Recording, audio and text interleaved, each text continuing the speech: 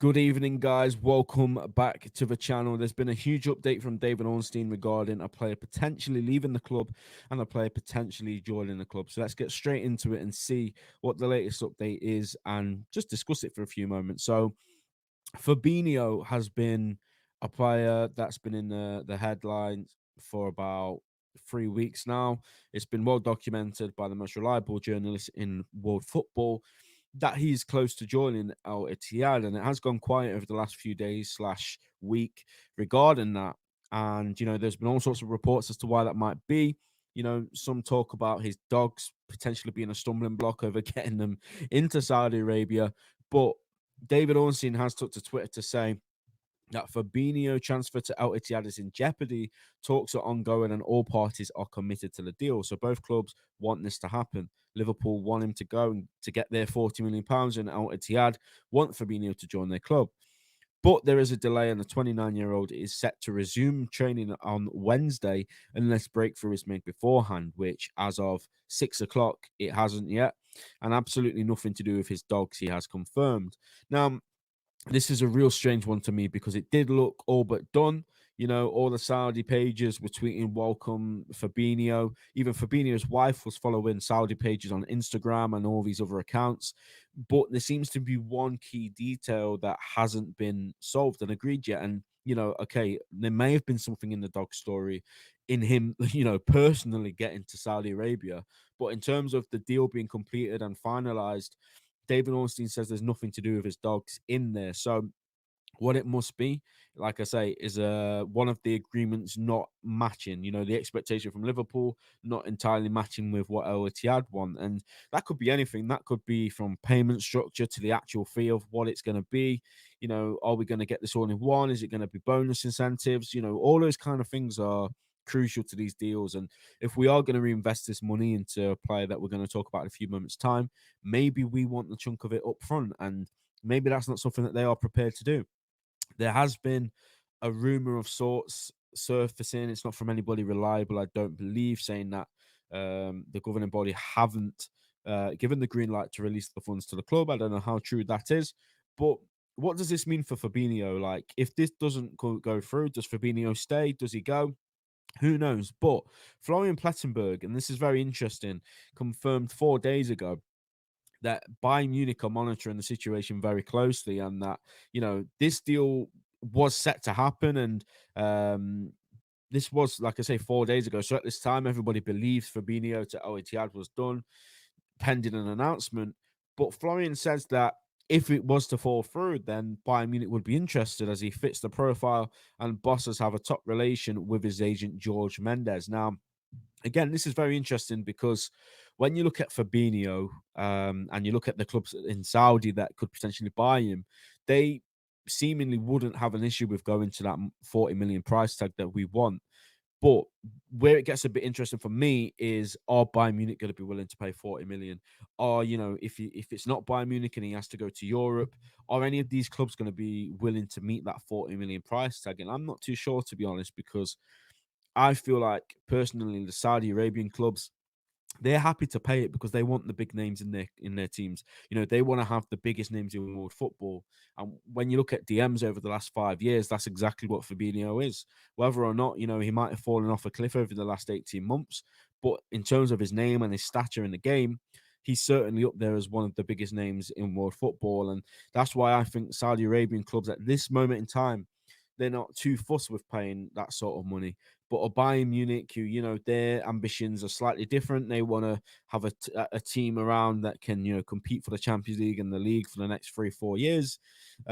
Is that something they're willing to do? Put 40 million down for Fabinho? I'm not too sure, but that's just my opinion. They could get this deal done as well. I'll look like a mug. But yeah, I'm not too sure if those clubs would be willing to pay 40 million. But this is definitely one to keep an eye on. Like David Ornstein says, it is in jeopardy, but it's not completely done. This could be resolved over the next couple of days. But it would be interesting to see Liverpool's stance on this. If Fabinho does return to training tomorrow, what happens then? What happens with him? What happens with Klopp? Because very few, and I think one player I can think of in Klopp's time, and correct me in the comments if I'm wrong, but Coutinho has to leave in the summer. but he was only allowed to leave in the January transfer window, and he did pull his socks up, and he did get to a level which, was a world class level, one of the best players in the world without a doubt at the time of leaving Liverpool. But with this one seems a bit different. He's out of his peak now. He's coming out of it. He hasn't been good for a while now. Klopp may have already lost his trust with him on the pitch. So now if he loses his trust with him off the pitch, then, surely, in my opinion, there's no way back for him. And like I say, if he can't go to Saudi Arabia, maybe a few European clubs will be sniffing around him. And it will be best for both parties for this to happen now and for him to leave the club. But yeah, I just think it's going to be interesting to see what happens with the club now. What's their stance? Are they going to play Fabinho at Stamford Bridge if he is part of the squad at that point? Because let's be honest, we probably would need him to play. If we get Lavia in, who we're going to talk about in just a moment, is he ready to start at Stamford Bridge away in the first game of the Premier League season? Who knows? So, yeah, that's going to be really interesting. Let me know what you guys think in the comments down below on that one. But then David Ornstein, a few hours later, goes on to say Southampton have turned down an keyword opening offer from Liverpool for Romeo Lavia. LFC's proposal, thought to be around 37 million, rejected by the Saints, as they seek a fee in the region of 50 million. Personal terms for the 19-year-old Belgian midfielder are not an issue. Now, this is positive for me because David Ornstein's used the word opening offer, which clearly means that they're going to go back and they plan to come back in for him with an improved offer once the dust has settled over this one. Now, I think this is a good tactic from Liverpool. I think this is exactly what we needed to do. We put that first bid in, unsettle the camp in Southampton a little bit. Lavia will now probably go and have the conversation with his manager and say, yeah, they've come in for me now. Let me talk to them, let me get this done, and let me move on. So I think Liverpool put this bid in probably knowing it was going to be rejected, and then the next bid that we put in will probably match what they want. Will we go up to 50 million? Who knows? But it does seem that Southampton are insisting on that 50 million pounds. I personally think, in my own opinion, that 40 million plus add-ons will probably do it, or maybe just a little bit more, because Southampton aren't really in the driving seat here, to be honest. They've been relegated, so that's already a big, okay, you probably have to sell your star assets now. And if this doesn't happen and he stays at Southampton, City can get him for 40 million next season anyway. So, they may as well just let him come to us now, let him get what he wants, leave on good terms after, a very impressive season at Southampton, and let him progress with his career.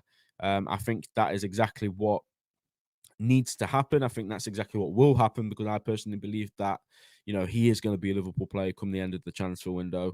And, if we go in for him again, I think it'll be pretty soon, whether it be tomorrow or the day after, who knows? But, once we've put that first bid in for a player, then, it's pretty much wrapped up within the next week usually. So, yeah, I think that this is a positive that we've bidded, because we're not reckless, are we? Like with Liverpool, history would show we don't normally bid formally for players if we don't believe they're going to come to us. So if we had any sort of feeling that Lavia would end up at a different team, I don't think that bid would have gone in today personally. So I think that's very important to know. And yeah, strap yourself in, because this could be a very big week ahead in terms of both of them, to be fair, Fabinho and Lavia. And like I say, we'll be here, we'll be live. I couldn't get a live stream sorted for today because it was too late notice. So I've just decided to do a little bite-sized video summarizing it all. But if you guys want to see more of this stuff, do let me know. Smash the likes, guys. Subscribe to the channel if you haven't already.